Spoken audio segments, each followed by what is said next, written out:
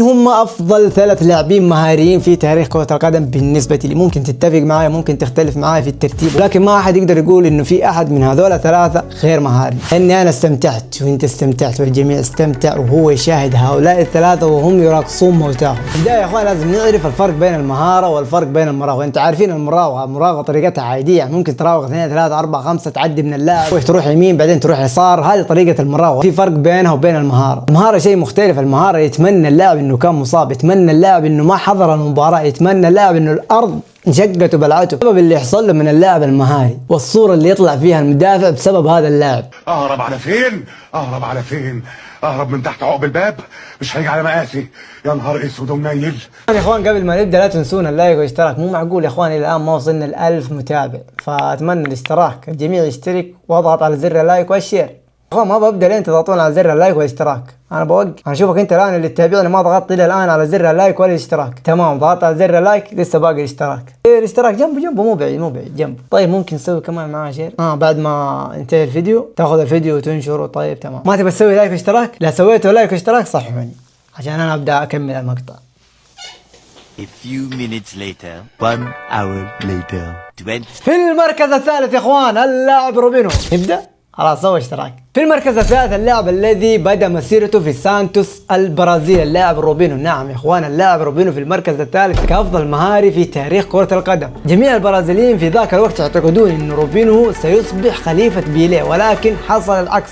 انتهت مسيرة روبينو مبكرا. السبب اللي خلى مسيرة روبينو تنتهي مبكرا هي مشاكل قانونية ومشاكل ذهنية، واللاعب أصبح بعيد جدا عن كرة القدم، فاللاعب أصبح عقله بعيد جدا عن كرة القدم. اللاعب روبينو يا اخوان من أفضل المهاريين اللي أنا شاهدتهم يا اخوان، من مسافة تقريبا متر إلى مترين يقدر يعدي من لاعبين أو 3 لاعبين. مهارة روبينو ما تبتعد جدا عن الاثنين اللي بقولهم في المركز الثاني وفي المركز الأول. روبينو ما هو بعيد عن الاثنين اللي بقولهم، ولكن لابد إني أرتبهم، وروبينو من أفضل المهاريين اللي أنا شاهدته. يعني أنا ما لحقت مسيرة هذا اللاعب، ولكن بالمقاطع وبالمباريات اللي انا عدتها وشفتها شفت ان روبينو من افضل المهاريين في تاريخ كرة القدم. في المركز الثاني اللاعب الذي بدأ مسيرته في سانتوس البرازيلي هو اللاعب نيمار جونيور.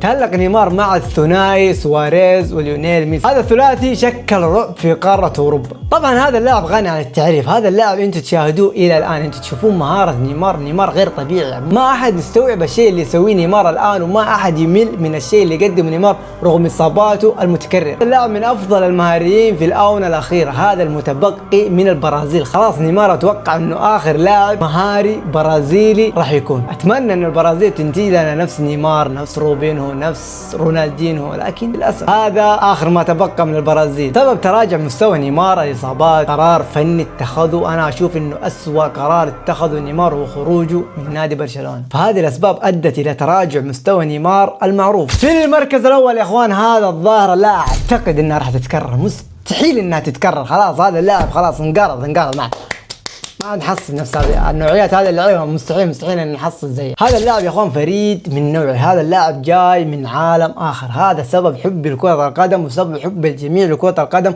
وانا مستعد ادفع اللي قدامي واللي ورايا عشان بس اتابع هذا اللاعب، عشان اجي استمتع بهذا اللاعب. لان الشيء اللي يسويه داخل الملعب ما هو طبيعي حرفيا يا اخوان، ما هو طبيعي. هو يستحق بالنسبه لي المركز الاول بلا منازع. في المركز الاول يا اخوان صاحب الابتسامه الرائعه، الابتسامه اللي الجميع يشوفها يبتسم لا اراديا.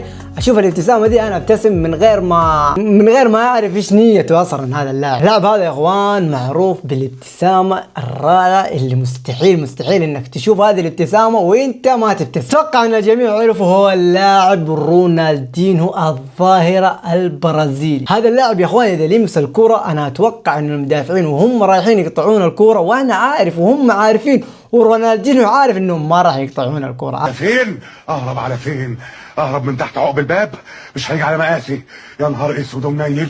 فجميع المدافعين يا اخوان كائن من يكون المدافع يشيل هم رونالدينهو اذا استلم الكوره هذا المدافع راح ينأكل باي طريق. فكل المدافعين يا اخوان الاساطير اللي جو في عهد رونالدينهو الجميع كان يهاب هذا اللاعب، الجميع يخاف من هذا اللاعب، الجميع يعرف انه راح ينأكل وراح ياكل الزرع مع هذا اللاعب. فهو بالنسبه لي يستحق المركز الاول بلا منازع. pase largo explorado a la banda pegado a la línea de cal Ronaldinho. Oh madre mía la que acaba de impresionante el pase para Larson Pinto. Lo que acaba de hacer Ronaldinho, perdónenme, hay que marcarlo. Es absolutamente de malabarismo. Sobre Ronaldinho. Ronaldinho que se ha ido ahora. هذا الترتيب يا اخوان باختصار، وقولوا لي اذا كان رونالدينيو يستحق المركز الاول او لا، او ممكن يكون في لاعب يستبدل بلاعب من هؤلاء الثلاثة وينضم لافضل 3 مهاريين في تاريخ كرة القدم. وصلنا لنهاية الحلقة يا اخوان، لا تنسونا اللايك والاشتراك، واتمنى انكم استمتعتوا. شكرا لكم.